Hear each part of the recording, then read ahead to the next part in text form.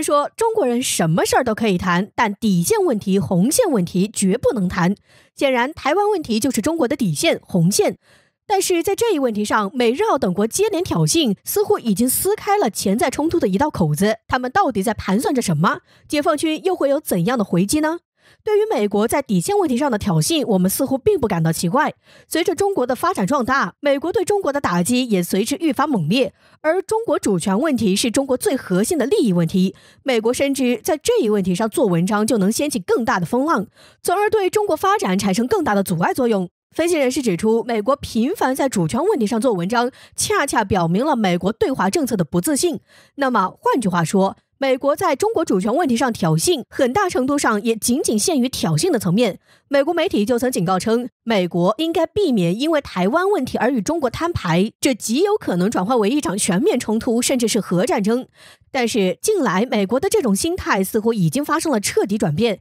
美国盟友日澳接连在中国主权问题上表态。澳大利亚方面表示，澳大利亚政府已经为急剧升级的局势做好准备，以应对可能在台海地区爆发的军事冲突。直白来说，澳大利亚将追随美国的脚步，出动军事力量配合美国在太平洋的军事行动。与澳大利亚表态一致的还有日本。日本表示，一旦发生冲突，日本自卫队将根据具体情况实施一定的军事介入行为。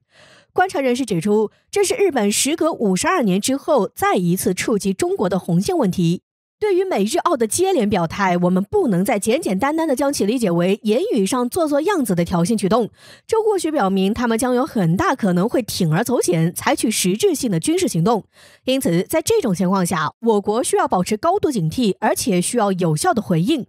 日前，中国人民解放军就进行了一场很有内涵的秀肌肉举动。相关消息称，在最新的一次海军战舰入列活动中，南海舰队一次性入列3艘新装备，分别是长征18号艇、大连舰、海南舰。这也创造了中国海军一天同时入列3艘主战舰艇的记录。当今世界也没有几个国家拥有这样的实力。可见这样的行为背后传递的信号并不一般。分析人士指出，这凸显了中国保卫国家领土主权的决心和意志。可见如今的中国不好惹也惹不起。就像金一南所说的，一旦美日澳真敢铤而走险，解放军肯定会用自己的实力和行动给他们留下深刻的印象。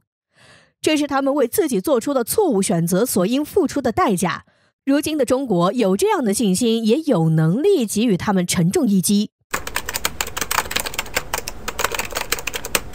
根据今日俄罗斯网站4月25号报道，英国军方情报机构军情6局局长理查德·摩尔在一次采访中透露，英国特工正在秘密监视全球最大的污染国，尤其是中国，因为中国肯定是最大的碳排放国。此外，摩尔还将这些在中国进行的秘密活动的特工称之为绿色间谍。看到这篇报道，恐怕很多人会感到匪夷所思。西方利用间谍活动在我国进行渗透，虽然说早就不是什么新鲜事了，但如今他们都能这么明目张胆直言不讳了吗？更加值得我们警惕的是，只要被冠以一个政治正确的名义，西方就认为对中国从事间谍活动是在维护正义，可以说是有备而来。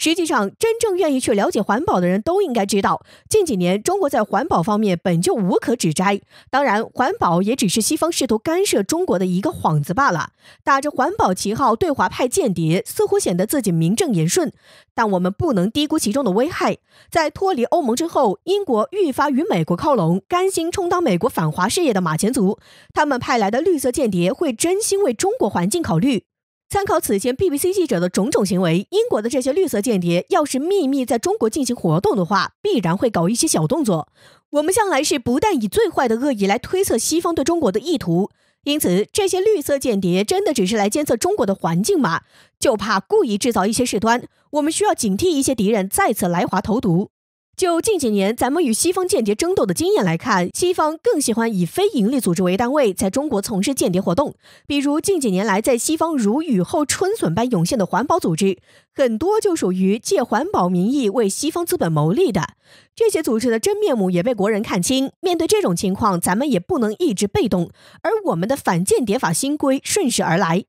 根据环球时报报道，在4月26号，中国法务部门发布了一项新的反间谍法规。该法规规定，国家安全部门将制定容易受到外国渗透的公司和组织的名单，而这些公司与组织若要在中国上市，必须要接受中国安全部门所采取的安全措施。目前就是为了防止外国间谍渗透。此项新规可以说很及时地针对了近年来国外间谍在中国采取的新形式间谍活动。就拿所谓的绿色间谍来说，要是这些组织打着环保旗帜要在中国搞宣传与破坏活动，咱们便能立马拿出法律依据予以惩处，不给对方可乘之机。据环球时报援引日媒共同社的消息称，日前俄罗斯东部军区已经把 T-80BV 坦克部署在了包括南千岛群岛在内的千岛群岛上。虽然目前还不清楚具体的部署地点，但日媒猜测是在泽捉岛和国后岛上的俄军基地。而新增派的 T-80BV 坦克将用来替换先前在千岛群岛部署的 T-72B 坦克。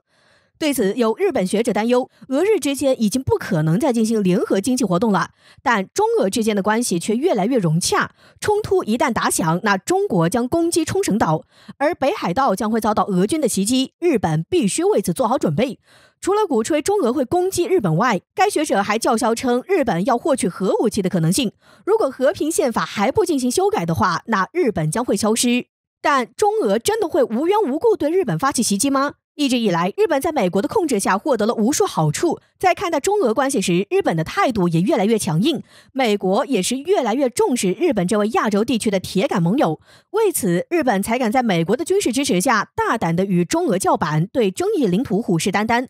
而俄罗斯方面必然不会放弃对千岛群岛的掌控权，日本又深知现在不能依靠自己的力量从俄罗斯手中夺取地盘，因此只能用舆论的影响力来向俄罗斯施压。俄罗斯著名的军事专家西夫科夫曾经分析过，俄罗斯太平洋舰队目前无法阻止美日对千岛群岛的占领。尽管现在的日本有了美国人的支持后，可以不使用核武器就完成对千岛群岛的占领，但是一旦美军放弃支持，那日本将沦为焦土。西夫科夫认为，大概20天左右，日美就能使用武力占领4个有争议的岛屿。因此，俄罗斯急需调整太平洋舰队主力，加强在千岛群岛部署反登陆防御兵团。虽然只要美国放弃支持日本的话，那俄罗斯将在顷刻间覆灭日本的反抗力量，但美国必然不会放弃日本，更不会坐视俄日双方关于千岛群岛的争议就此搁置下去。因为中美俄3国相互牵制，美国不会允许俄罗斯坐山观虎斗。所以说，日本学者的担忧完全是杞人忧天，也是异想天开。中俄不会去攻击日本，而千岛群岛也从来不是日本的属地。